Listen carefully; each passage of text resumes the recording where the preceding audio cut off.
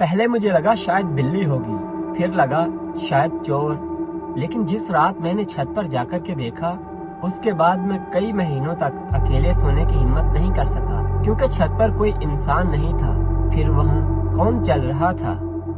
یہ واقعہ اس وقت کا ہے جب ہم گھر میں نئے منتقل ہوئے تھے۔ گھر کافی پرانا تھا، لیکن کرایہ کم ہونے کی وجہ سے ابو نے فوراً لے لیا۔ محلے کے لوگ عجیب نظروں سے ہمیں دیکھتے تھے، جیسے وہ کچھ کہنا چاہتے ہوں لیکن کہتے نہ ہوں۔ شروع کے چند دن سب نارمل تھا، پھر ایک رات تقریباً 2 بجے میری آنکھ کھلی۔ اوپر چھت سے کسی کے چلنے کی آواز آ رہی تھی، ٹھک ٹھک ٹھک۔ پہلے تو میں نے نظر انداز کیا، لیکن آواز مسلسل چلتی رہی۔ ایسا لگ رہا تھا جیسے کوئی بہت آہستہ آہستہ چل رہا ہو۔ میں نے ابو کے کمرے میں جا کر کے دیکھا، وہ ہنسنے لگے۔ پرانا گھر ہے، لکڑی سکڑتی ہے، پھیلتی رہتی ہے۔ میں واپس آ گیا، لیکن اس رات میں دوبارہ نہ سو سکا۔ اگلی رات پھر وہی آواز، اس بار پہلے سے زیادہ واضح، ٹھک ٹھک ٹھک۔ اور عجیب بات یہ تھی، آواز ہمیشہ میرے کمرے کے اوپر ہی آتی تھی۔ میں نے کھڑکی سے باہر دیکھا، پورا محلہ اندھیرے میں ڈوبا ہوا تھا، ہوا بھی نہیں چل رہی تھی۔ پھر اچانک آواز بند ہو گئی۔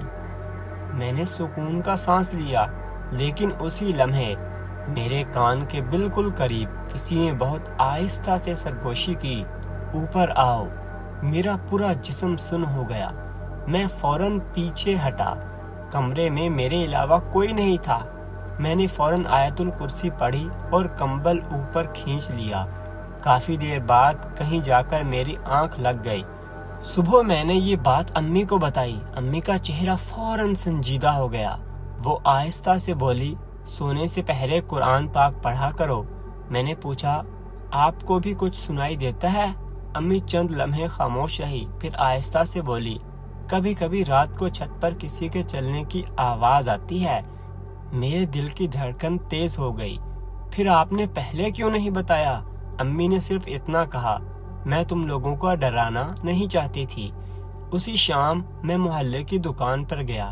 وہاں ایک بوڑھا آدمی بیٹھا تھا۔ اس نے مجھے دیکھتے ہی پوچھا، تم لوگ اس پرانے گھر میں رہنے آئے ہو نا؟ میں حیران رہ گیا۔ میں نے ہاں میں سر ہلایا۔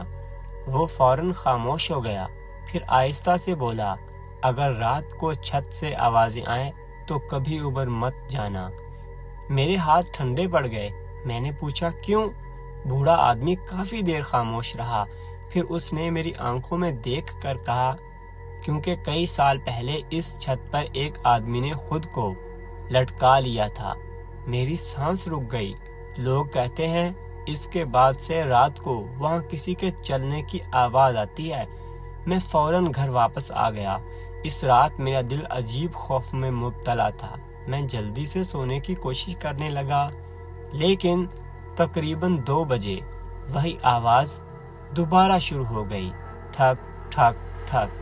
اس بار آواز بہت تیز تھی، ایسا لگ رہا تھا جیسے کوئی غصے میں چل رہا ہو۔ پھر اچانک میرے کمرے کی چھت سے مٹی گرنے لگی۔ میں خوف سے اٹھ بیٹھا اور پھر میرے جسم میں سرد لہر دوڑ گئی، کیونکہ آواز اب صرف چھت پر نہیں رہی تھی، کوئی میرے کمرے کے دروازے کے باہر بھی چل رہا تھا۔ میرے کمرے کے باہر قدموں کی آواز مسلسل آ رہی تھی، ٹھک ٹھک ٹھک۔ ایسا لگ رہا تھا جیسے کوئی ننگے پاؤں آہستہ آہستہ چل رہا ہو۔ میرا گلا خشک ہونے لگا۔ میں نے ہمت کر کے دروازے کی طرف دیکھا۔ دروازے کے نیچے سے ہلکا سا سایہ نظر آ رہا تھا۔ میرے ہاتھ کانپنے لگے۔ میں نے ابو کو آواز دینے کی کوشش کی، لیکن خوف کی وجہ سے آواز ہی نہ نکل سکی۔ پھر اچانک قدموں کی آواز بند ہو گئی۔ پورے گھر میں خاموشی چھا گئی۔ میں نے سکون کا سانس لیا تھا کہ ٹھک، میرے دروازے پر کسی نے زور سے دستک دی۔ میں خوف سے پیچھے ہٹ گیا۔ پھر دوسری دستک، اس بار پہلے سے زیادہ زور سے، ٹھک ٹھک ٹھک۔ اور پھر باہر سے ایک آدمی کی بھاری آواز، دروازہ کھولو۔ میرے جسم سے جیسے جان نکل گئی۔ کیونکہ وہ آواز ابو جیسی لگ رہی تھی، لیکن عجیب بات تھی، ابو اس وقت شہر سے باہر گئے ہوئے تھے۔ میں نے فوراً آیت الکرسی پڑھنی شروع کر دی۔ باہر چند لمحے خاموشی رہی، پھر آہستہ آہستہ قدموں کی آواز دور جانے لگی، ٹھک ٹھک ٹھک، اور پھر سب کچھ خاموش ہو گیا۔ صبح ہوتے ہی میں نے پوری بات امی کو بتائی۔ امی کا چہرہ فوراً زرد پڑ گیا، وہ کافی دیر خاموش رہی، پھر بولی، یہ گھر شروع سے ٹھیک نہیں لگا۔ اسی وقت دروازے پر دستک ہوئی۔ محلے کا ایک لڑکا کھڑا تھا، اس کا نام ساجد تھا۔ وہ آہستہ سے بولا، آپ لوگوں نے بھی آوازیں سننا شروع کر دی ہیں نا؟ میرے رونگٹے کھڑے ہو گئے۔ میں نے فوراً پوچھا، ارے بھائی تمہیں کیسے پتا؟ وہ کچھ لمحے خاموش رہا اور پھر بولا، کیونکہ میرے بڑے بھائی کے ساتھ بھی یہی ہوا تھا۔ ہم سب خاموشی سے اس کی بات سننے لگے۔ ساجد نے بتایا کہ کچھ سال پہلے اس کا بڑا بھائی بھی اس گھر میں رہتا تھا۔ شروع میں اسے بھی رات کو چھت پر قدموں کی آوازیں سنائی دیتی تھی۔ پھر ایک رات اسے کسی نے چھت پر بلایا، بالکل ویسے ہی جیسے مجھے سرگوشی سنائی دی تھی۔ ساجد کی آواز کانپنے لگی۔ میرے بھائی نے کہا تھا اسے لگا تھا کہ کوئی اسے اوپر آنے پر مجبور کر رہا ہے۔ میں نے بے اختیار پوچھا، پھر کیا ہوا؟ ساجد کی آنکھوں میں خوف اتر آیا۔ وہ آہستہ سے بولا، وہ رات کو چھت پر گیا تھا اور صبح بے ہوش ملا۔ میری سانس رک گئی۔ جب اسے ہوش آیا تو وہ بار بار ایک ہی بات کہہ رہا تھا، چھت پر کوئی انسان نہیں تھا۔ کمرے میں خاموشی چھا گئی۔ پھر ساجد نے آہستہ سے کہا، اور اس کے بعد میرا بھائی کبھی نارمل نہیں رہا۔ اس رات میں نے فیصلہ کیا، چاہے کچھ بھی ہو جائے میں چھت پر نہیں جاؤں گا۔ میں نے سونے سے پہلے قرآن کی تلاوت کی، پھر بستر پر لیٹ گیا۔ کافی دیر تک سب ٹھیک رہا، لیکن تقریباً 3 بجے وہی آواز دوبارہ شروع ہو گئی، ٹھک ٹھک ٹھک۔ اس بار آواز بہت تیز تھی، ایسا لگ رہا تھا جیسے کوئی دوڑ رہا ہو۔ پھر اچانک میرے کمرے کی بجلی خود بخود بند ہو گئی۔ پورا کمرہ اندھیرے میں ڈوب گیا۔ میرے ہاتھ ٹھنڈے پڑ گئے۔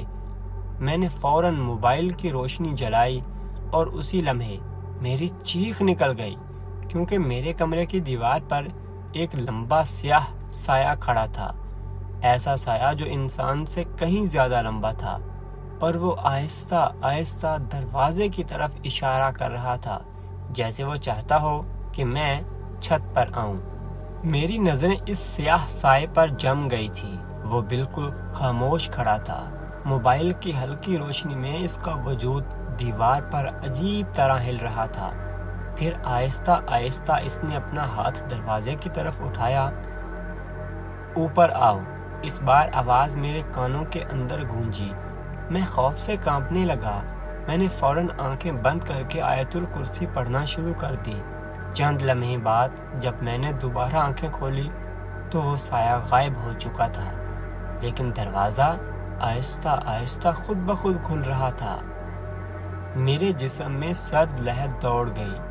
دروازے کے باہر مکمل اندھیرا تھا، اور پھر اوپر چھت سے کسی چیز کے گھسیٹنے کی آواز آ رہی تھی۔ ایسا لگ رہا تھا جیسے کوئی بھاری چیز زمین پر کھینچی جا رہی ہو۔ میں مزید برداشت نہ کر سکا۔ میں فوراً امی کے کمرے کی طرف بھاگا۔ امی جو کہ پہلے سے ہی جاگ رہی تھی، ان کے ہاتھ میں تسبیح تھی اور وہ مسلسل دعا پڑھ رہی تھی۔ مجھے دیکھتے ہی بولی، پھر آوازیں آ رہی ہیں نا؟ میں نے ہاں میں سر ہلایا۔ اسی وقت پورے گھر کی چھت زور سے ہلی، ایک دم سے۔ امی خوف سے چونک گئی۔ پھر اچانک اوپر سے کسی آدمی کے زور زور سے دوڑنے کی آواز آنے لگی، ٹھک ٹھک ٹھک۔ ایسا لگ رہا تھا جیسے کوئی پاگلوں کی طرح چھت پر بھاگ رہا ہو۔ میرا دل چاہ رہا تھا کہ میں فوراً گھر سے باہر نکل جاؤں، لیکن اسی لمحے چھت سے کسی کے چیخنے کی آواز آئی، ایسی خوفناک چیخ کہ میرے رونگٹے کھڑے ہو گئے، اور پھر سب کچھ اچانک خاموش ہو گیا۔ تقریباً 10 منٹ تک پورے گھر میں مکمل خاموشی رہی۔ پھر اچانک دروازے پر زور زور سے دستک ہونے لگی، ٹھک ٹھک ٹھک۔ میں اور امی خوف سے ایک دوسرے کو دیکھنے لگے۔ باہر سے ابو کی آواز آئی، دروازہ کھولو۔ میرے ہاتھ کانپنے لگے کیونکہ ابو آج واقعی واپس آنے والے تھے۔ میں دروازے کی طرف بڑھنے لگا لیکن امی نے فوراً میرا ہاتھ پکڑ لیا۔ ان کی آواز کانپ رہی تھی، رکو۔ میں حیران ہو کر انہیں دیکھنے لگا۔ امی آہستہ سے بولی، تمہارے ابو کے قدموں کی آواز ہمیشہ ہلکی ہوتی ہے لیکن باہر جو چل رہا ہے وہ انسان نہیں ہے۔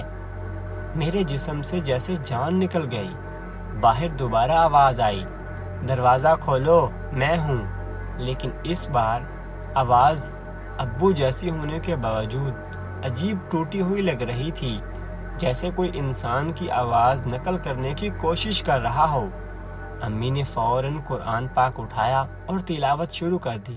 اسی لمحے باہر اچانک غصے سے دروازہ پیٹنے کی آواز آنے لگی۔ پورا دروازہ ہلنے لگا۔ میں خوف سے پیچھے ہٹ گیا۔ پھر اچانک سب خاموش ہو گیا، بالکل خاموش۔ چند لمحے بعد باہر سے آہستہ آہستہ قدموں کی آواز دور جانے لگی، ٹھک ٹھک ٹھک۔ اور پھر اوپر چھت سے آخری بار ایک خوفناک آواز آئی، جیسے کوئی بھاری چیز چھت سے لٹک گئی ہو۔ صبح فجر کے بعد ابو واقعی گھر واپس آ گئے۔ میں نے فوراً انہیں رات کی ساری بات بتائی۔ ابو کافی دیر خاموش رہے، پھر آہستہ سے بولے، آج رات ہم سب مل کر چھت پر جائیں گے۔ میرے جسم میں سنسنی دوڑ گئی کیونکہ پہلی بار ہم اس چیز کا سامنا کرنے والے تھے جو ہر رات ہماری چھت پر آتی تھی۔ پورا دن عجیب خوف میں گزرا۔ ہر چند منٹ بعد میری نظر چھت کی طرف اٹھ جاتی۔ ایسا لگ رہا تھا جیسے رات جلد آنے والی ہو، اور اس کے ساتھ کوئی خوفناک چیز بھی۔ مغرب کے بعد ابو نے گھر میں قرآن کی تلاوت چلائی۔ پھر ہم سب ایک ہی کمرے میں بیٹھ گئے۔ تقریباً رات کے 2 بجے وہی آواز دوبارہ شروع ہو گئی، ٹھک ٹھک ٹھک۔ اس بار ابو نے فوراً کھڑے ہو کر کہا، چلو۔ میرے قدم کانپ رہے تھے لیکن ہم تینوں آہستہ آہستہ سیڑھیوں کی طرف بڑھنے لگے۔ جیسے جیسے ہم اوپر جا رہے تھے آواز تیز ہوتی جا رہی تھی، ٹھک ٹھک ٹھک۔ پھر اچانک سب خاموش ہو گیا۔ ابو نے چھت کا دروازہ کھولا۔ ٹھنڈی ہوا کا تیز جھونکا ہمارے چہروں سے ٹکرایا۔ چھت پر مکمل اندھیرا تھا، صرف آدھا چاند نظر آ رہا تھا۔ شروع میں وہاں کچھ بھی نہیں تھا۔ میں نے سکون کا سانس لیا ہی تھا کہ امی اچانک خوف سے چیخ پڑی۔ میں نے فوراً ان کی نظر کی رخ دیکھا اور میرا جسم خون جم گیا۔ چھت کے آخری کونے میں ایک آدمی لٹکا ہوا تھا، بالکل ساکت۔ اس کے پاؤں ہوا میں ہل رہے تھے۔ میری سانس رک گئی۔ پھر آہستہ آہستہ اس کا سر ہماری طرف مڑنے لگا۔ اس کی گردن سے ہڈی ٹوٹنے جیسی آواز آئی، اور پھر میں نے اس کا چہرہ دیکھا۔ اس کی آنکھیں مکمل سفید تھی اور اس کے ہونٹ آہستہ آہستہ حرکت کر رہے تھے۔ یہ میرا گھر ہے۔ امی رونے لگی۔ میں خوف سے پیچھے ہٹ گیا، لیکن ابو نے فوراً بلند آواز میں آیت الکرسی پڑھنا شروع کر دی۔ جیسے جیسے تلاوت کی آواز بلند ہو رہی تھی وہ چیز عجیب طرح تڑپنے لگی۔ ہوا اچانک بہت تیز ہو گئی۔ چھت کے دروازے خود بخود بند ہونے لگے۔ پھر اس آدمی نے اچانک خوفناک چیخ ماری، ایسی چیخ کہ میرے کان بجنے لگے، اور اگلے ہی لمحے وہ سایہ دھند کی طرح ہوا میں بکھر گیا۔ پورا ماحول اچانک خاموش ہو گیا، صرف ہوا چل رہی تھی۔ اگلے دن ابو نے محلے کے ایک بزرگ کو گھر بلایا۔ انہوں نے پورے گھر میں قرآن کی تلاوت کی۔ پھر ہمیں بتایا کئی سال پہلے یہاں رہنے والا آدمی سخت مایوسی میں مبتلا ہو گیا تھا۔ وہ اللہ سے دور ہو چکا تھا اور آخرکار اس نے اپنی جان لے لی۔ ہم سب خاموشی سے سنتے رہے۔